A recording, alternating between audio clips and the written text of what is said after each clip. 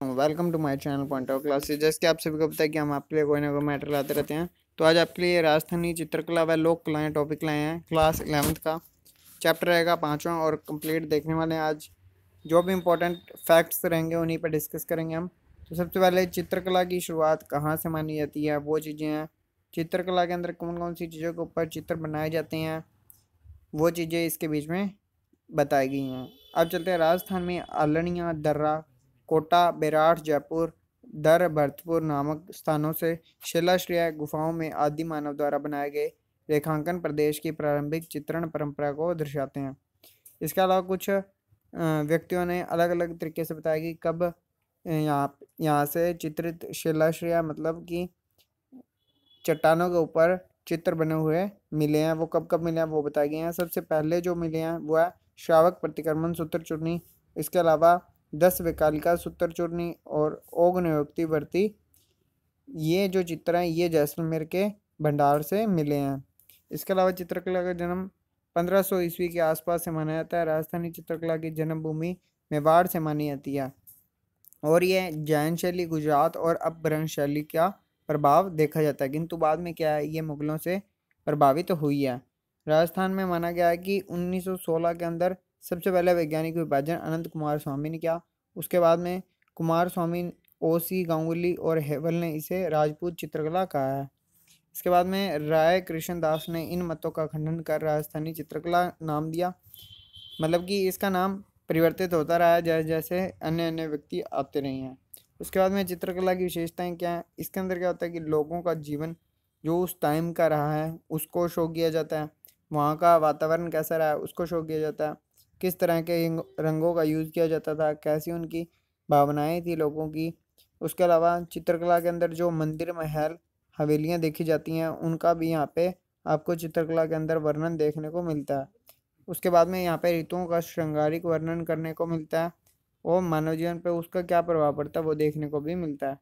उसके बाद में प्राकृतिक सौंदर्य के साथ साथ नारी सौंदर्य का संजीव चित्रण राजस्थानी चित्रकला को एक अलग पहचान देता है और राजा महाराजा, राजपुत्रों व सामंतों के संरक्षण में ये फली फूली है। अब है चित्रकला शैलियों का वर्गीकरण किस तरीके से किया है, 4 भागों में किया है, मेवाड़, मारवाड़, हड़ौती और ढूंढाड़। अब इसके बीच में कौन कौन से हैं ये आप देख सकते हैं यहाँ पे कंप्लीट। और अपने को जो पढ़ना है उसके बीच में सबसे पहले आती है मेवाड़ शैली। मेवाड़ शैली में बहुत ज़्यादा ही आपको ग्रंथ देखने को मिलेंगे, जिसके बीच में सबसे पहला आता है 1260 में श्रावक प्रतिक्रमण सूत्र चूर्णी, जो कि हमारे मेवाड़ का सबसे पहला है। इसके अलावा सुपासनाचर्यम पुस्तक में दिखाई जाती है ये शैली। चोर पंचासी का शैली का उद्गम मेवाड़ से माना जाता है और महाराणा कुंभा के टाइम को स्वर्णिम युग माना गया है। उदय सिंह के काल में बने चित्र में भागवत पुराण का परिजात अवतरण 1540 मेवाड़ के चित्रकार नानाराम या नानक राम की करती है। महाराणा प्रताप के समय 56 की पहाड़ियों में स्थित राजधानी चावंड में भी चित्रकला का विकास हुआ है। इसके अलावा आपको ढोला मारू भी देखने को मिलेगा यहाँ पे और राष्ट्रीय संग्रहालय नई दिल्ली में सुरक्षित है। उसके बाद में आ जाता है उदयपुर। तो उदयपुर में अमर सिंह के टाइम में रागमाला शैली का ग्रंथ देखने को मिला है। इन चित्रों को नसीरुद्दीन नामक चित्रकार को चित्रित किया गया था। मेवाड़ में राणा जगत सिंह प्रथम का काल मेवाड़ की लघु चित्रशैली का स्वर्णकाल माना जाता है। इसके टाइम में कौन कौन से व्यक्ति थे, रसिक प्रिया, गीत गोविंद, भगवत पुराण, रामायण इत्यादि लघु चित्रों का वर्णन किया गया है। इसके टाइम में साहिबदीन और मनोहर सबसे ज़्यादा इम्पोर्टेंट व्यक्ति रहे हैं। उसके अलावा आगे हैं महाराणा जगत सिंह ने राजमहल में चित्रों की ओवरी और चित्रशाला की स्थापना की थी, जिसे तस्वीरां और कारखानों के नाम से पुकारा गया है। इसके अलावा राणा जयसिंह के काल में लघु चित्रों का अधिक निर्माण हुआ है। महाराणा संग्राम सिंह द्वितीय के काल में गीत गोविंद, बिहारी सतसई, सुंदर श्रृंगार, मुल्ला दो प्याजा के लतीफ़े, कलीला दमना ग्रंथ भी देखने को मिलते हैं। इसके अलावा आगे आगे जैसे जैसे आप बढ़ेंगे तो वहाँ की जो विशेषताएं हैं, जैसे मूंछें किस तरह की थी, उसके अलावा आंखें कैसी थी, शरीर कैसा था, पगड़ी कैसी थी, साफा कैसा था, वो सारी चीज़ें देखने को मिलती हैं। उसके बाद में आती है नाथद्वारा शैली। नाथद्वारा शैली श्री नाथ जी जो भगवान जी हैं, कृष्ण जी के अवतार माने जाते हैं हम कह सकते हैं, तो उनका जो पिछवाइयों के चित्र हैं वो देखने को मिलते हैं नाथद्वारा शैली वाली साइड भी। मतलब कि कृष्ण से रिलेटेड जितनी भी चीज़ें हैं वो सारी आपको नाथद्वारा शैली के अंदर देखने को मिलती हैं। इसके बीच में कमला और इलायची महिलाएं हैं। नाथद्वारा शैली ही एक ऐसी शैली है जिसके बीच में महिलाएं देखने को मिलेंगी। इसके अलावा एक और शैली है वो आपको आगे पता लगेगी कि इसके अंदर महिलाओं को शामिल किया गया है। उसके बाद में आती है देवगढ़ शैली। 1680 में इसको स्थापित किया गया। जयसिंह के काल में आई थी ये, और यहाँ के सामंत 16वें उमराव कहलाते थे। सबसे पहले इसको प्रकाश में लाने का श्रेय किसका जाता है? श्रीधर अंधारे को जाता है। इसके जो व्यक्ति थे वो कौन कौन से थे? कमला प्रथम, कमला द्वितीय, हरचंद, नगा चोखा और बैजनाथ इसके प्रमुख हम कह सकते हैं व्यक्ति थे। उसके बाद में आती है मारवाड़ शैली। मारवाड़ शैली जैसलमेर वाला भाग है। इसके बीच में क्या है कि जोधपुर की दरबारी शैली के रूप में देखा जा सकता है। तिब्बती इतिहासकार लामा तारनाथ ने 7वीं सदी में मारू देश में चित्रकार शंखधर का उल्लेख देखने को मिलता है। अब मारवाड़ में कौन कौन सी शैली आती है? तो सबसे पहले आती है जोधपुर। तो इसका श्रेय किसको जाता है? कला और संस्कृति का मालदेव को। 1610 में लिखित व चित्रित भागवत मेवाड़ व मारवाड़ की अनेक विशेषताओं से युक्त है। यहाँ पे आपको जो देखने को मिलता है वो देखने को मिलता है रागमाला चित्रावली चित्रित की गई है। जोधपुर में एक मोड़ आता है महाराजा जसवंत सिंह के समय में, और कृष्ण चरित्र की विविधता व मुगल शैली का प्रभाव इस पे देखने को मिलता है। इसके अलावा यहाँ पे महाराजा अभय सिंह को नृत्य करते हुए दिखाया गया है। डालचंद को विशेष ख्याति प्राप्त हुई है। यहाँ पे मेहरानगढ़ संग्रहालय भी है। जोधपुर और कुंवर संग्राम सिंह संग्रह जयपुर में सुरक्षित रखे गए हैं। इसके अलावा मेन जो है वो आपको ढोला मारू के चित्र देखने को मिलते हैं। महेंद्र मुमल, रूपमती, बाज बहादुर, कल्याण रागिनी इनके चित्र ज़्यादा देखने को मिलते हैं। लाल और पीले रंगों का यहाँ पे बहुल्य देखने को मिलता है। इसके बाद में आता है बीकानेर शैली। बीकानेर शैली में आपको राय सिंह के टाइम में भगवत पुराण देखने को मिलता है।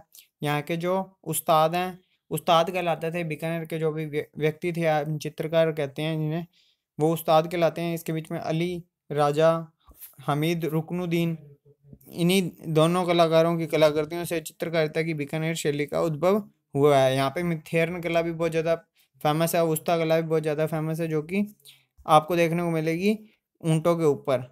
ठीक है, तो उसके बाद में आती है किशनगढ़ शैली। किशनगढ़ शैली राजा सावंत सिंह के टाइम में स्टार्टिंग का स्वर्ण युग इसका माना जाता है। सावंत सिंह नागरीदास के नाम से प्रसिद्ध थे। यह भी खुद भी कलाकृतियाँ करते रहते थे, मतलब बुक्स लिखते रहते थे। बनी ठनी को एरिक डिक्सन ने भारत की मोनालिसा कहा है। ये क्वेश्चन पेपर के अंदर बन चुका है। इसके अलावा यहाँ पे आपको कुछ विशेषताएं याद रखनी है जो कि आपके सामने लिखी गई हैं। उसके बाद में आ जाती है अजमेर शैली। अजमेर शैली जो है उसके बीच में आपको देखने को मिलेगा कि यहाँ के दरबारी और सामंती संस्कृति का अधिक प्रभाव रहा है। गाँवों में लोक संस्कृति व ठिकाने में राजपूत संस्कृति का उत्सव आपको देखने को मिलेगा। उसके अलावा नागौर उपशैली जो है इसके बीच में आपको शबीहा कलर, या हम कह सकते हैं जो धसे हुए कलर होते हैं या थोड़े से फीके कलर होते हैं, वो आपको नागौर शैली में देखने को मिलेंगे। वृद्धावस्था के क्षेत्र देखने को मिलेंगे। उसके बाद में आता है हड़ौती शैली। हड़ौती शैली के अंदर कोटा, बूंदी, 12 झालावाड़ देखने को मिलेगा। उसके बाद में आती है जो बूंदी शैली है, उसके बीच में शत्रुसाल का टाइम बहुत ज़्यादा इंपॉर्टेंट माना जाता है। यहाँ पे आपको सुंदर भित्ति चित्र देखने को मिलते हैं। इसके अलावा यहाँ पे जंगली सूरों का शिकार करते हुए और यहाँ पे चित्रशाला का निर्माण किया उमेद सिंह ने। यहाँ पे आपको ज़्यादातर क्या है, पशु पक्षियों के चित्रण दिखाई देगा। कोटा शैली। कोटा शैली के अंदर कृष्ण भक्ति के विशेष को महत्व दिया गया है। कोटा में राम सिंह का टाइम इंपॉर्टेंट देखा गया है। कोटा शैली का चरमोत्कर्ष उमेद सिंह के टाइम को माना जाता है। और उसके बाद में आ जाती है आपकी कोटा के जो चित्रकार हैं मेन रघुनाथ, गोविंद राम, डालू, लच्छी राम, नूर मोहम्मद, ये मेन देखे गए हैं। इसके बाद में आती है झालावाड़ शैली। झालावाड़ शैली में श्रीनाथ जी, राधा कृष्ण लीला, राम लीला, इसके आपको चित्र देखने को मिलते हैं। अमेर शैली। अमेर शैली के अंदर आपको रजमनामा, यशोधरा चरित्र, इसके अलावा 169 बड़े आकार के चित्र भी देखने को मिलते हैं। इसके अलावा इसके बीच में मिर्जा राजा जयसिंह के टाइम को स्टार्टिंग मानी जाती है, और मिर्जा राजा जयसिंह ने रसिक प्रिया, कृष्ण रुक्मन वेलीरी नामक ग्रंथ लिखा है। 1639 में इन्होंने गणेश पोल का निर्माण कराया। इसके बाद में आ जाती है जयपुर शैली। जयपुर शैली के अंदर आपको रसिक प्रिया, कवि प्रिया, गीत गोविंद, बारहमासा, नवरंग और रागमाला चित्रों का निर्माण देखने को मिलता है। महाराजा सवाई ईश्वरी सिंह के समय चित्र का सृजन करने का केंद्र जो सूरतगढ़ है, सूरत खाना है, अमेर से हटकर जयपुर आ गया था। साहिबराम और लालचंद नामक चित्रकारों ने बहुत ज़्यादा ही काम किया अच्छा। इसके अलावा साहिबराम ने बड़े व्यक्ति चित्र, आदमकद पोर्ट्रेट भी बनाए हैं। उसके बाद में यहाँ पे आगे की तरफ अगर आप देखते हैं तो प्रताप सिंह के टाइम में भी कई चित्रकार इंपॉर्टेंट रहे हैं, जिसमें राम सेवक, गोपाल, हुक्मा, चिमना, सालिग्राम, लक्ष्मण, ये सारे रहे हैं। इसके अलावा महाराजा स्कूल आर्ट्स एंड क्राफ्ट्स की स्थापना 1857 में की गई, और इसे राजस्थान स्कूल ऑफ आर्ट्स के नाम से जाना जाने लगा। उसके बाद में आती है अलवर शैली। अलवर शैली के अंदर शीश महल देखने को मिलेंगे। डालू राम और शिव कुमार यहाँ के प्रमुख चित्रकार हैं। विनय सिंह की अलवर की चित्रकला में उत्कर्ष में वही स्थान है जो मुगल चित्रकला में अकबर का था। इसके अलावा विनय सिंह बलदेव से चित्रकारी सीखते थे। गुलिस्ता और सुलेखन व चित्रांकन उसके शासनकाल की एक अनोखी घटना थी। तो यहाँ पे आपके शेखावटी के कुछ भित्ति चित्र हैं जो कि कहाँ पे हैं, नवलगढ़, रामगढ़, फतेहपुर, लक्ष्मणगढ़, मुकुंदगढ़, दावा, बिसाऊ आदि स्थानों का भित्ति चित्रण आपको देखने को मिलेगा। और इन भित्ति चित्रों का शेखावटी को ओपन आर्ट गैलरी भी कहा जाता है। इसके बाद में आ जाती है लोक कलाएं। तो ये आपको अगली वीडियो में देखने को मिलेगा। Thanks for watching my video. Thank you.